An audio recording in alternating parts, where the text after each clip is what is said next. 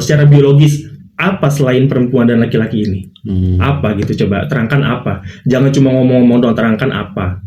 Saking cepatnya azab tersebut, mereka itu ditemukan meninggal dalam kondisi hal terakhir yang mereka lakukan.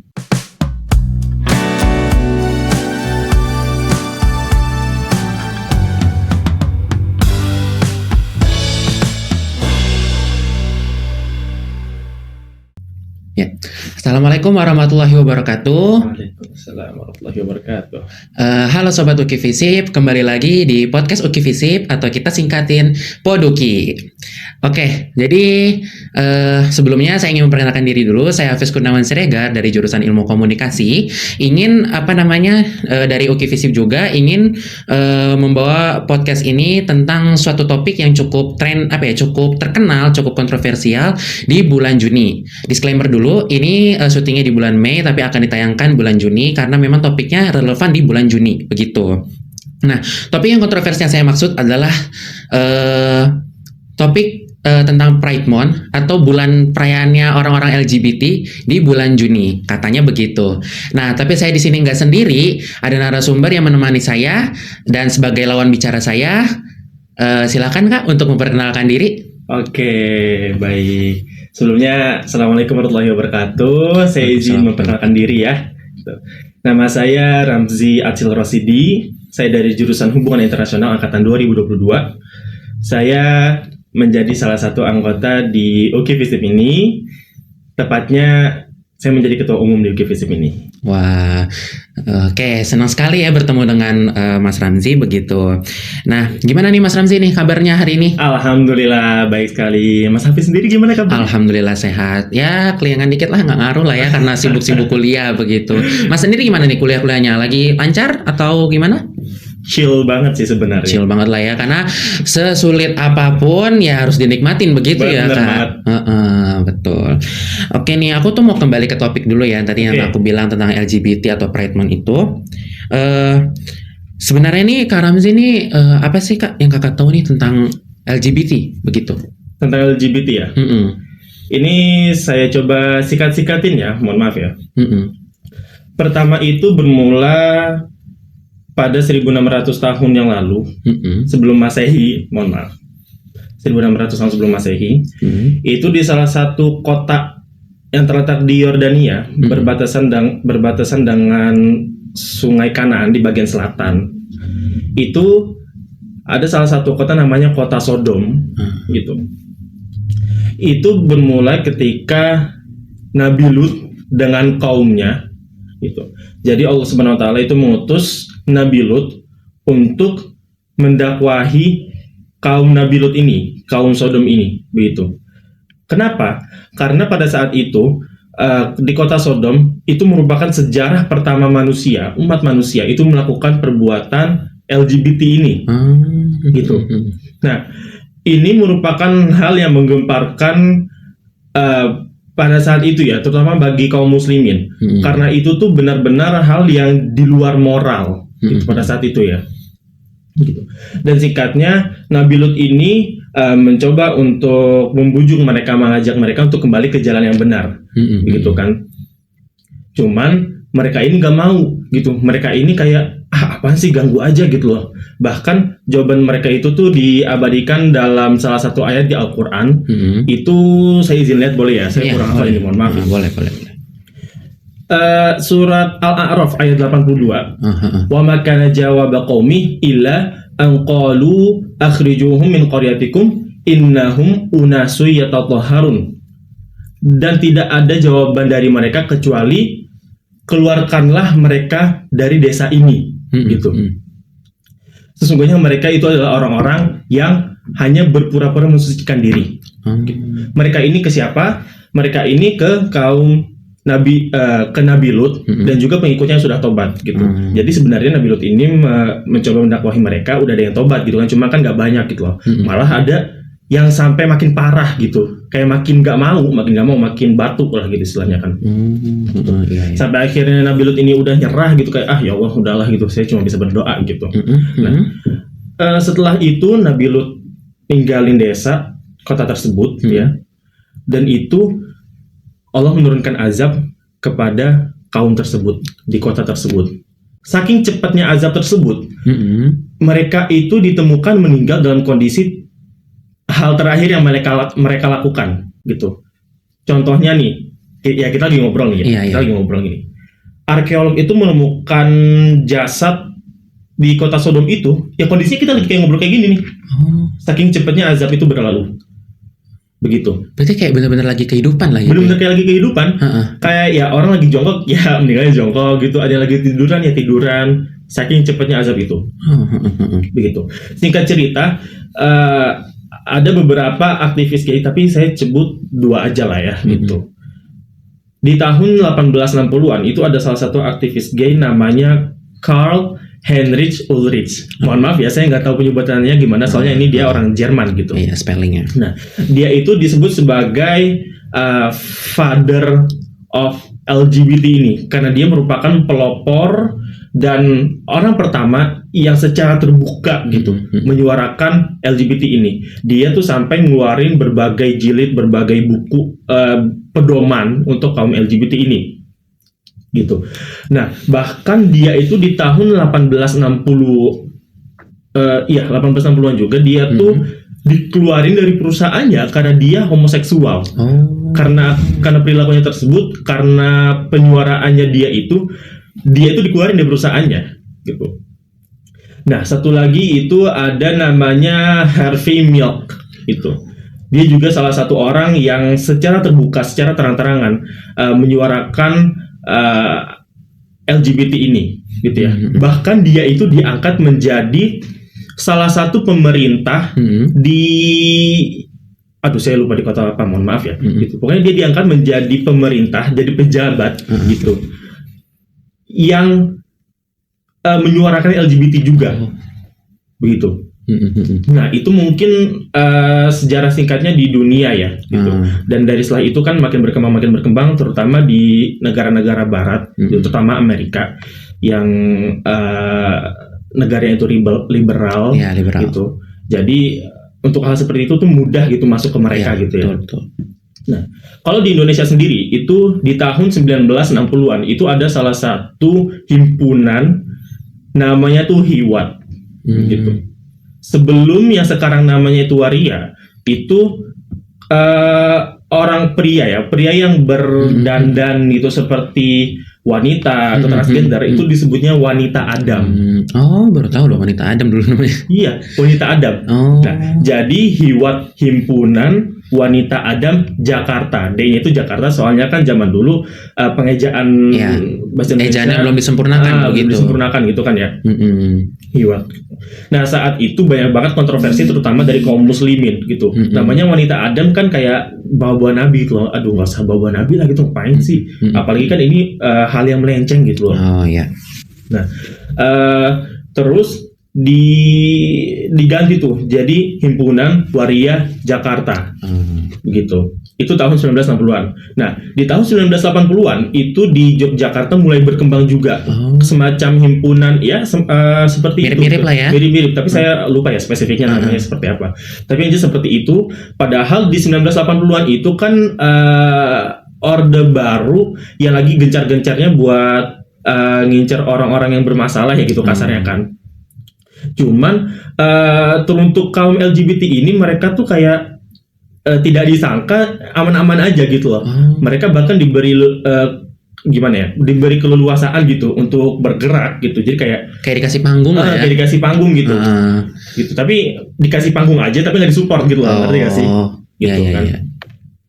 Sampai akhirnya makin kesini makin berkembang. Nah, dari seluruh dunia maupun di Indonesia itu tersendiri ya. LGBT ini tidak dianggap lagi sebagai satu hal yang menyimpang, tapi hanya sebagai orientasi seksual dan juga kompleksitas gender. Begitu. Itu sedikitnya yang saya tahu ya, sepengetahuan saya. Gitu ya. Saya juga baru tahu nih tentang wawasan ini nih. Maksudnya kalau lumayan kompleks begitu ya, bahkan dari dunia sampai ke Indonesia begitu. LGBT ini. Terus juga nih kan kakak ini kan sebagai anggota atau aktivis di lembaga dakwah kampus begitu ya nih Kak. Sebenarnya tuh Islam ini gimana sih Kak memandang fenomena tentang LGBT ini? ini mencoba saya dari perspektif saya sendiri ya. Alhamdulillah, saya merasa bersyukur, saya merasa bangga, saya gimana ya, ditumbuh dan dibesarkan oleh keluarga dengan keluarga yang baik ya gitu dalam agama Islam gitu bisa dibilang. Dan juga lingkungan saya yang baik gitu. Saya dikasih ilmu-ilmu yang menunjang saya untuk survive dalam kondisi ya yang kayak gini gitu loh, LGBT ini gitu. Nah, ini menurut saya pribadi, saya tidak akan menyangkal bahwa ini adalah perilaku yang menyimpang. Begitu. Allah Subhanahu wa taala juga udah berfirman di dalam satu surat An-Naba, wa khalaqnakum azwaja. Dan kami telah menciptakan kamu berpasang-pasangan gitu loh. Laki, perempuan, betina, jantan dan lainnya yang berpasang-pasangan gitu. Bukan Adam dan Mahmud gitu kan enggak gitu loh. Yeah, Adam dan Hawa gitu. Jadi begitu. Ini merupakan hal yang sangat menyimpang. Ini kalau misalkan dikatakan sebagai orientasi seksual, kompleksitas gender menurut saya itu agak aneh.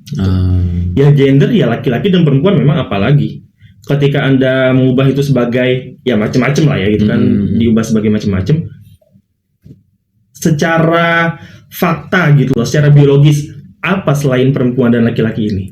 Apa gitu, coba terangkan apa. Jangan cuma ngomong-ngomong doang, terangkan apa. Begitu. Dan saya kalau mau kondisi bagaimanapun gitu, sekiranya dalam 100 orang itu semuanya LGBT, saya sendiri yang gak akan ikut seperti itu. Alhamdulillah saya mendapat bekal yang cukup banyak gitu ya, gitu. Entah itu dari keluarga, sekolah dan lain-lain gitu, insight dari lain-lain gitu. Alhamdulillah sampai saat ini dan sampai kapanpun saya akan membentengi diri saya dari hal-hal tersebut, begitu. Ya perlu, ya berarti kakak terus membentengi diri juga lah ya begitu ya. Pasti, bahkan tadi pasti. sampai umpamanya tadi bahkan jika ada 100 orang yang memang apa ya, misalnya kakak bukan termasuk berada dalam 100 orang, tapi 100 orang 99 orang mendukung, tapi kakak sendiri yang enggak mendukung hal itu begitu. Terus juga ini cuman tadi agak menarik ya tentang orientasi seksual juga dan tentang gender tadi. Ini sebenarnya apa sih kak? Maksudnya perbedaan orientasi seksual dan identitas gender begitu? Orientasi seksual dan identitas gender ya. Yang namanya orientasi itu kan preferensi juga ya, ketertarikan seseorang dalam sesuatu. Nah, orientasi seksual juga ketertarikan seseorang dengan bukan seseorang lagi ini, pada hal lain pun juga, bukan cuma ke orang loh. Ini parahnya tuh sampai situ. Ketertarikan seseorang dengan hal lain secara seksual, gitu. Kita coba LGBT, kan istilah sekarang kan banyak ya, LGBTQIA+. Gitu. Nah, dari LGBT, nah dari keempat huruf itu artinya beda-beda. Dari lesbian itu artinya cewek sama cewek, gay ini singkatnya aja ya, gay cowok sama cowok, terus biseksual bisa ke cowok bisa ke cewek, transgender itu transisi gender. Jadi cowok ke cewek atau cewek ke cowok ataupun sebagainya begitu. Nah, jadi orientasi seksual itu misal nih, mohon maaf ya, ada seorang A gitu, orientasi seksualnya ya lesbian gitu. Nah, berarti dia memang suka terhadap perempuan gitu, misal ini perempuan juga gitu kan, jadi dia lesbian. Nah, itu orientasi seksual ya, preferensi gitu. Sedangkan identitas gender itu bagaimana dia mengidentifikasi diri kehadap suatu gender begitu loh. Misal setelah LGBT itu ada QIA+. Q itu ada yang bilang questioning, ada yang bilang queer gitu ya. Nah, queer itu bisa dibilang identitas inklusif gitu. Jadi dia nggak bilang queer ini tuh nggak bilang mereka itu apa ya, cowok, mereka nggak bilang itu cewek, mereka nggak bilang itu apa-apa. Jadi kayak semuanya tuh dia termasuk gitu loh. Beda dengan non-binary, agak beda ya, beda gitu. Nah, questioning itu tuh dia kayak fase lagi menemukan jati dirinya. Tapi dalam LGBT ini ya gitu kan. Saya ini mau ke lesbian kah atau gay kah gitu atau yang lain kah gitu. Itu questioning.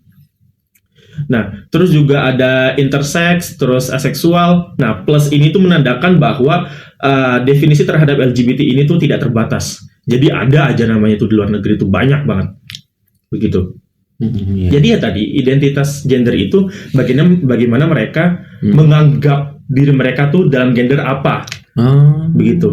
Jadi misalkan nih orang luar negeri tuh ada-ada aja ya, mohon maaf yang di barat terutama. Saya mengidentifikasi diri saya tuh kayak non gender gitu. Nah, itu identitas gender ya. Gitu. Saya ini nggak ada gender, saya bukan perempuan pula wanita gitu. Ya saya non gender netral gitu. Kan bingung ya. Bayanginnya juga bingung ini masalahnya. Apa gitu netral tuh apa? Nggak ada yang nggak ada apa-apa kan ya aneh gitu loh. Iya, bingung juga bener-bener. Bingung banget. Jadi nanti posisinya jadi membingungkan juga ya di tengah-tengah umum gitu. Ini juga. Kayak ya anggap aja ke toilet nanti nih mau toilet perempuan atau mau toilet laki-laki. Nah gitu. itu bahkan di hal itu pun ada yang menyalahgunakannya. Gitu. Ada orang cowok nih, ini emang konyol sih ya, cuma gimana ya, ada cowok dia tuh bilang dia non binary gitu, atau bahkan dia mengidentifikasi dirinya sebagai perempuan, jadi dia masuk toilet perempuan. Dan itu juga jadi ngerugiin perempuan lah ya. Itu juga ngerugiin perempuan ya, karena iyalah ya perempuan ya kesian juga gitu sih. Masalahnya secara dia emang laki. Begitu loh. Iya. Terus ini kan kita nih podcast memang podcastnya muslim gitu istilahnya ya, podcastnya UKI gitu kan. Nah, sebagai seorang muslim ini terus gimana nih sikap kita buat misalnya saudara muslim kita nih menjadi bagian dari LGBT begitu. Ya itu memang salah satu hal yang disayangkan lah ya. Iya, sayang banget sih. Gitu. Tentu kita harus terus berdoa kepada diri kita sendiri terutama, dan juga untuk teman-teman kita yang di luar sana agar selalu terhindar dari hal itu. Gitu. Tapi sekiranya memang mereka sudah gimana ya, udah kena lah gitu, udah terinfeksi. Nah, hal pertama yang kita lakuin adalah kan ada 3 tahapan tuh dalam menolong orang ya. Yang pertama itu nolong secara langsung, gitu. Jadi mau tidak mau kita nolong langsung gitu. Kita nolong langsung, kita coba rangkul dia, mungkin dan juga boleh saya kasih tahu sedikit. Ketika orang terjerumus ke hal itu sebenarnya tidak selalu mereka itu karena karena keinginan diri itu tidak. Bisa jadi karena faktor lain. Bisa jadi karena faktor orang tua, terutama di ayah. Bisa jadi karena faktor lingkungan. Bisa jadi karena brainwash, entah itu dari media dan apapun itu. Begitu. Jadi ada beberapa faktor yang menyebabkan seseorang itu terjerumus seperti itu ya, ke situ gitu. Nah, yang pertama kali kita bisa mencoba itu kita merangkulnya. Kita coba ngedeketin gitu. Walaupun kita agak ngeri-ngeri gimana gitu ya. Misal nih saya sebagai saya cowok terus temen cowok saya ada yang begitu kan, pengen ngerangkulnya tuh kayak agak ngeri gitu kan rasanya ya. Cuma mau gitu lah. Mau tidak mau kita ya harus mencoba ngerangkul gitu. Siapa tahu memang permasalahan utamanya di keluarga, terutama ayah sekali lagi. Figur ayah ya, peran ayah dalam keluarga begitu. Figur ayah tuh penting banget dalam keluarga, begitu. Nah, kita coba rangkul, kita coba diskusikan, ngobrol-ngobrol, sampai akhirnya jika memang permasalahan utama dia adalah di ayah, kita coba bantu, kita coba luruskan, kita coba kasih tahu baik-baik. Yang benar tuh begini. Kita harus tahu gimananya, begitu. Tapi kalau misalkan memang itu udah ke brainwash atas diri sendiri, kan itu lebih susah ya ketimbang yang kejerumus gara-gara tidak adanya figur ayah ini. Betul. Gitu. Nah, hal yang kita lakukan adalah mendoakannya. Betul. Doa sih. Karena ya doa tuh emang super kekuatan lah. Iya. Kita udah nggak bisa ngapa-ngapain, kita kayak ya udahlah, udah nggak tahu ngapain lagi. Doa. Ya kayak tadi Nabi Lut juga kan. Iya betul. Udah didatengin, nggak bisa juga nih. Ya udah, kita pasrah, doa. Ya, kita pasrahkan lah ya ke Allah begitu. Karena memang doanya yang baik-baik juga. Tentu, karena kita kan kaum kita kan pengikut Nabi Muhammad ya. Kita ini umat Nabi Muhammad itu berbeda dengan nabi-nabi sebelumnya gitu ya. Kalau misalkan berdoa itu tuh langsung wood gitu langsung diijabah gitu. Misal Nabi pengen azab nih ke orang yang benar-benar udah parah gitu loh perilakunya, itu bisa aja. Gitu. Nabi sebelum Nabi Muhammad ya, tapi setelah Nabi Muhammad gitu umat-umatnya kalau misalkan berdoa itu nggak bisa langsung diijabah gitu. Pasti ada tahapan-tahapannya, pasti ada waktunya gitu loh.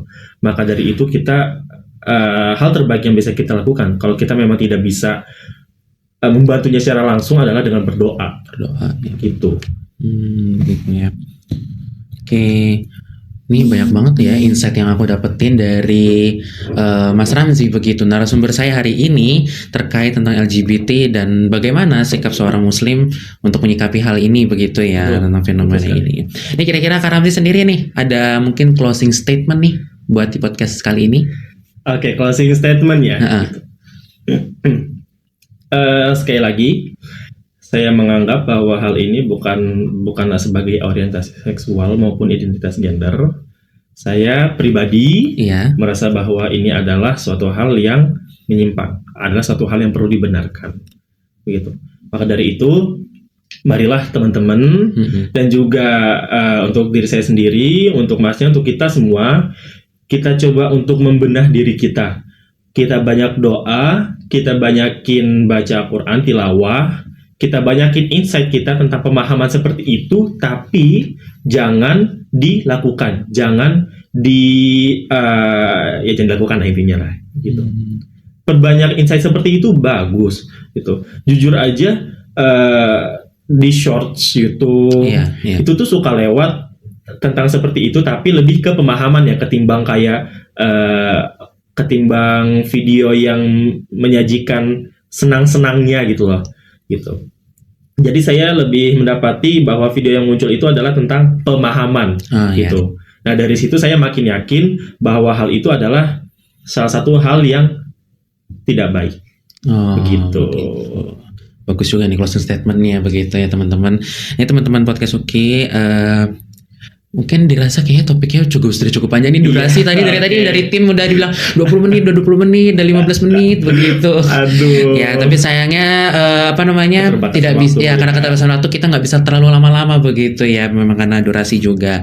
Oke, teman-teman semua, pembahasan tentang LGBT ini udah sudah dirasa cukup banyak lah ya insight-nya. Tadi ilmu-ilmu yang sudah dijelaskan juga dari Mas Ramzi itu. Oke. Mungkin cukup sampai sini podcast kita podcast kita pada episode hari ini. Kurang lebih saya memohon maaf apabila ada kata-kata saya yang tidak berkenan. Terima kasih. Wassalamualaikum warahmatullahi wabarakatuh. Sampai jumpa. Waalaikumsalam warahmatullahi wabarakatuh.